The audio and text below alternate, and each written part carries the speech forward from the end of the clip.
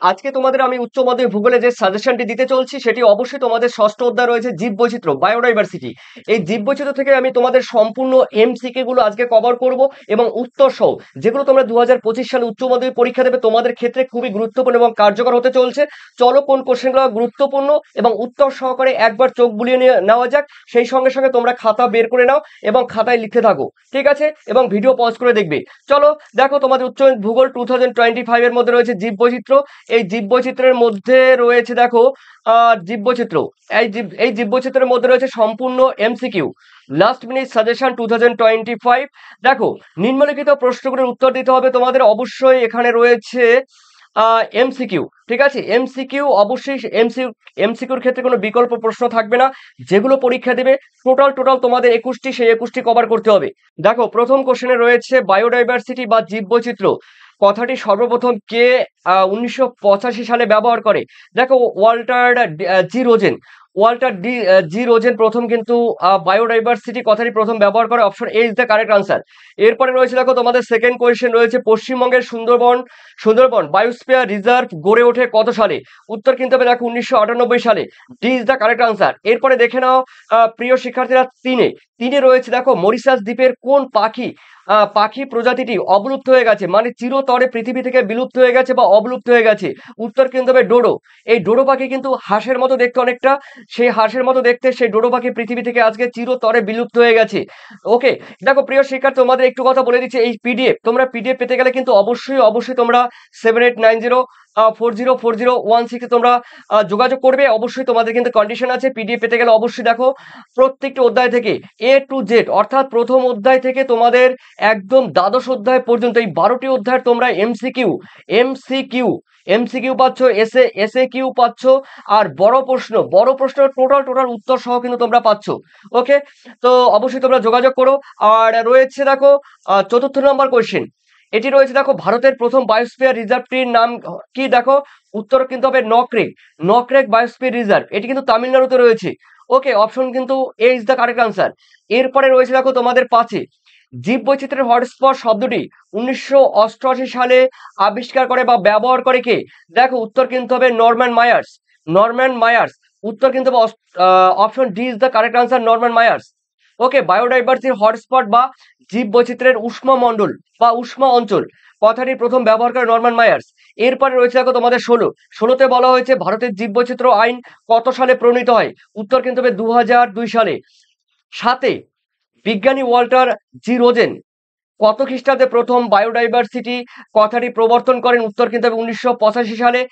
B is the correct answer. এরপরে রয়েছে দেখো তোমাদের আটে বলা হয়েছে একটি নির্দিষ্ট অঞ্চলের উদ্ভিদ, প্রাণী ও আণুবীক্ষণিক জীবের সকল প্রজাতিকে একত্রে কি বলে? উত্তর কিন্তু হবে প্রজাতিগত বৈচিত্র্য। দেখো, প্রজাতিগত বৈচিত্র্য রয়েছে বিটা বৈচিত্র্য, গামা বৈচিত্র্য, এগুলো কিন্তু আলফা বৈচিত্র্য, এগুলো তোমরা গুলিয়ে যাবে। তো এখানে বলা হয়েছে একটি নির্দিষ্ট অঞ্চল হতে হবে, সেখানে উদ্ভিদ থাকবে, প্রাণী থাকবে, আণুবীক্ষণিক জীব, কীটপতঙ্গ থাকবে। এই সব জীবের সকল প্রজাতিকে, মানে এই ধরনের সকল প্রজাতি, উদ্ভিদ হোক, প্রাণী হোক, কীটপতঙ্গ, ভাইরাস, ব্যাকটেরিয়া হোক, সকল প্রজাতির জীবকে একসঙ্গে বলা হয় প্রজাতিগত বৈচিত্র্য। Option A is the correct answer. এরপরে রয়েছে দেখো তোমাদের 9, একটি নির্দিষ্ট অঞ্চলের নানা জীবগোষ্ঠীর বৈচিত্র্যকে বলা হয় আলফা বৈচিত্র্য। দেখো, একটা অঞ্চলে কিংবা একটা জীব বৈচিত্র্যে কিংবা একটা বাস্তুতন্ত্রে নানা রকম কিন্তু দেখো বিভিন্ন উদ্ভিদ, প্রাণী দেখা যায়, তাদের মধ্যে যে বৈচিত্র্য রয়েছে সেই বৈচিত্র্যকেই বলা হয় আলফা বৈচিত্র্য। A is the correct answer, alpha বৈচিত্র্য ইজ দ্য কারেক্ট আনসার। এরপরে রয়েছে তোমাদের 10-এ বলা হয়েছে একটি ভৌগোলিক অঞ্চলের বিভিন্ন সম্প্রদায়ভুক্ত জীব প্রজাতির সামগ্রিক বৈচিত্র্যকে বলা হয় বিটা বৈচিত্র্য। বলা হয়েছে একটি ভৌগোলিক অঞ্চলের বিভিন্ন সম্প্রদায়ভুক্ত, এখানে বিভিন্ন ধরনের সম্প্রদায়ভুক্ত মানে উদ্ভিদ হতে পারে, তারপরে বিভিন্ন ধরনের প্রাণী হতে পারে, সমগ্র সেই মানে সামগ্রিক সে যে বৈচিত্র্য রয়েছে সেই বৈচিত্র্যকে বলা হয় বিটা বৈচিত্র্য। এরপরে রয়েছে 11তে বলা হয়েছে ভারতের কয়টি প্রাণী প্রজাতি হুমকিগ্রস্ত বা থ্রেটেন্ড স্পেসিস প্রজাতি রয়েছে? মানে বলা হয়েছে ভারতের কয়টি প্রজাতির প্রাণী হুমকিগ্রস্ত, মানে যেগুলো বিপদের সম্মুখীন, থ্রেট টাইপের, ঠিক আছে, সেগুলো হলো 172টি। C is the correct answer. এরপরে রয়েছে তোমাদের 12তে বলা হয়েছে জীব বৈচিত্র্যের উষ্মা কেন্দ্রের বা হটস্পটের একটি উদাহরণ কি? উত্তর কিন্তু হবে সাইলেন্ট ভ্যালি। এরপরে রয়েছে দেখো তোমাদের রয়েছে 13তে বলা হয়েছে পশ্চিমবঙ্গের একটি অভয়ারণ্যের নাম কি? দেখো পশ্চিমবঙ্গের একটি অভয়ারণ্যের নাম হলো জলদাপাড়া। ঠিক আছে, জলদাপাড়া একটি অভয়ারণ্য। ঠিক আছে, এরপরে রয়েছে দেখো তোমাদের বলে দিচ্ছি প্রিয় শিক্ষার্থীরা, পিডিএফ পেতে গেলে কিন্তু অবশ্যই 7890404016 এই নাম্বারে 16 এই নাম্বারে কিন্তু আমাকে হোয়াটসঅ্যাপে কমেন্ট করবে। আর কি করে পিডিএফ পেতে হবে অবশ্যই আমি জানিয়ে দেবো। তবে অবশ্যই টোটাল কিন্তু পিডিএফ পেয়ে যাবে, উত্তর সহ এমসিকিউ এসসিকিউ বড় প্রশ্ন। তবে সেগুলো তোমরা অবশ্যই তোমাদের কিন্তু 165 টাকা কিন্তু তোমাদের পেমেন্ট করতে হবে, এটা কিন্তু তোমরা মাথায় রাখবে। ওকে, আর রয়েছে দেখো, এরপরে রয়েছে দেখো ভারতের 14 নম্বরের মধ্যে রয়েছে ভারতের কয়টি অভয়ারণ্য রয়েছে। ঠিক আছে, ভারতের কয়টি অভয়ারণ্য রয়েছে? দেখো 421টি।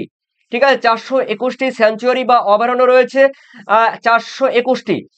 তবে 2023 সালের অনুসারে কিন্তু ভারতে 567টির অস্তিত্ব রয়েছে, 2023 সালের অনুসারে কিন্তু।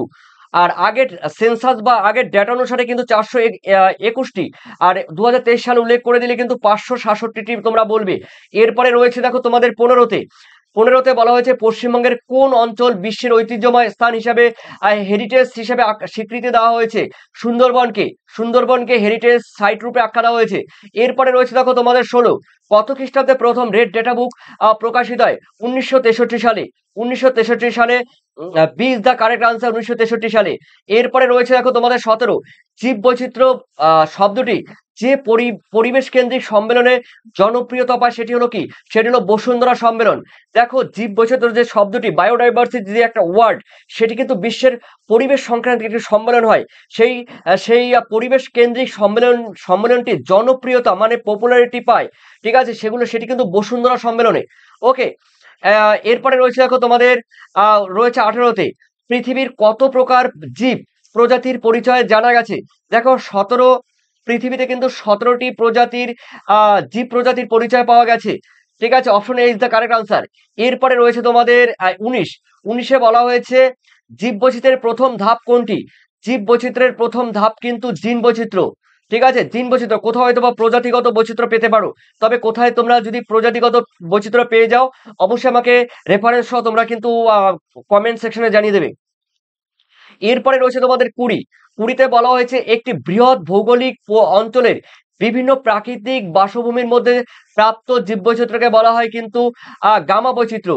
একটি বৃহৎ অঞ্চল যখন বলবে, একটি ভৌগোলিক অঞ্চল বলবে, তখন এটা মাথায় রাখবে, তখন কিন্তু গামা বৈচিত্র্য করবে। এরপরে রয়েছে দেখো তোমাদের 21, যে প্রজাতির জীব বিগত 50 বছরে দেখা যায়নি তাদের কি বলে? তাদের বলা হয় লুপ্ত প্রজাতি। লুপ্ত প্রজাতি বলতে পারো তোমরা ডোডো পাখি, ভারতের গোলাপি মাথাওয়ালা হাঁস, এগুলো। এরপরে রয়েছে দেখো তোমাদের 22, বলা হয়েছে 1992 খ্রিস্টাব্দের বসুন্ধরা সম্মেলন অনুষ্ঠিত হয় কোথায়? উত্তর কিন্তু হবে ব্রাজিলে, রিও ডি জেনিরো শহরে। ব্রাজিলের রিও ডি জেনিরো শহরে 1992 খ্রিস্টাব্দের বসুন্ধরা সম্মেলন অনুষ্ঠিত হয়। এরপরে রয়েছে দেখো তোমাদের 23, কোন প্রজাতির প্রাণী ও উদ্ভিদ এবং তার সমস্ত বংশধরকে কি বলা হয়? উত্তর কিন্তু হবে ক্ল্যাড। উত্তর কিন্তু হবে বলা হয় ক্ল্যাড, কয়লয় জফলা একার ক্ল্যাড। এরপরে রয়েছে তোমাদের 24,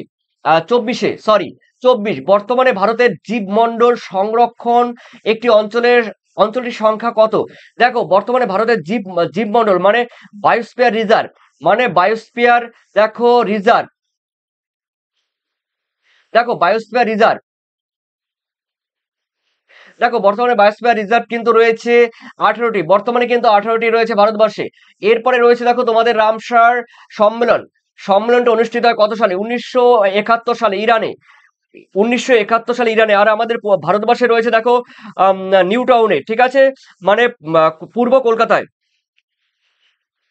ঠিক আছে, এরপরে রয়েছে দেখো তোমাদের 26, ভারতের অরণ্য সংরক্ষণ আইন কত খ্রিস্টাব্দে প্রণয়ন করা হয়?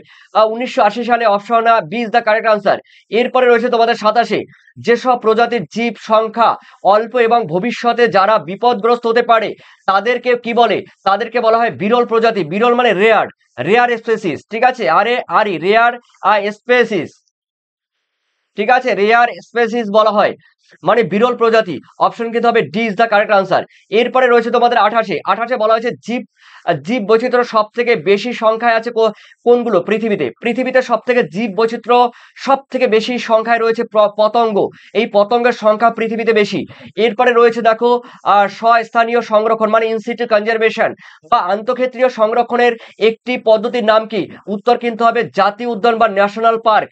জাতীয় উদ্যান বা ন্যাশনাল পার্ক। আমাদের ভারতবর্ষে কিন্তু জাতীয় উদ্যান বা ন্যাশনাল পার্ক কিন্তু রয়েছে 104টি থেকে 106টি। ঠিক আছে, ন্যাশনাল পার্ক। তোমরা গুগলে সার্চ করে দেখতে পারো national park in India. Total national park in India তোমরা সার্চ করলে পেয়ে যাবে 106টি। তার মানে জাতীয় উদ্যান রয়েছে ভারতবর্ষে 106টি। হ্যাঁ, বা ন্যাশনাল পার্ক তোমরা লিখে সার্চ করবে। এরপরে দেখো তোমাদের যতগুলো আমি এখানে দিয়েছি টোটাল কিন্তু 29টি দিয়েছি। গুরুত্বপূর্ণ এই 29টি কিন্তু তোমাদের এমসিকিউ খুবই গুরুত্বপূর্ণ। আর অবশ্যই তোমরা কিন্তু কমেন্ট সেকশনে কমেন্ট করে জানিও। তোমাদের যদি পিডিএফ দরকার হয় অবশ্যই আমাকে কমেন্ট সেকশনে কিন্তু কমেন্ট করবে। পিডিএফ কিন্তু তোমরা টোটাল তোমাদের পিডিএফ দিয়ে দেওয়া হবে। এই পিডিএফ তোমরা মোবাইল থেকে পড়তে পারো, জেরক্স থেকে বের করে পড়তে পারো, কম্পিউটারে টাইপ করে একদম যেরকম তোমাদের এখানে টাইপ করে দিয়েছি খুব সুন্দর করে তোমাদের টাইপ করা আছে, সাজিয়ে গুছিয়ে টাইপ করে দেওয়া আছে। তোমরা কিন্তু পড়লে অবশ্যই তোমরা কিন্তু পরীক্ষার সময় ফুললি কমন পেয়ে যাবে। এই হ্যাঁ, পুরো কমন পেয়ে যাবে, কমনের কোনো বিকল্প হবে না। তো অবশ্যই তোমরা কমেন্ট করো আর তোমাদের মূল্যবান কমেন্ট সেকশন কমেন্টে জানিয়ে দিও। আর তোমাদের 2025 সালের পরীক্ষা যারা দেবে উচ্চ মাধ্যমিক ভূগোলের, আর পশ্চিমবঙ্গের সমস্ত প্রান্তে যারা ভিডিও দেখেছো বা ভবিষ্যতে যারা দেখবে, তোমাদের সবার যেন পরীক্ষা ভালো হয় এই আশা কামনা করি। সবাইকে ধন্যবাদ। Thank you, best of lakh.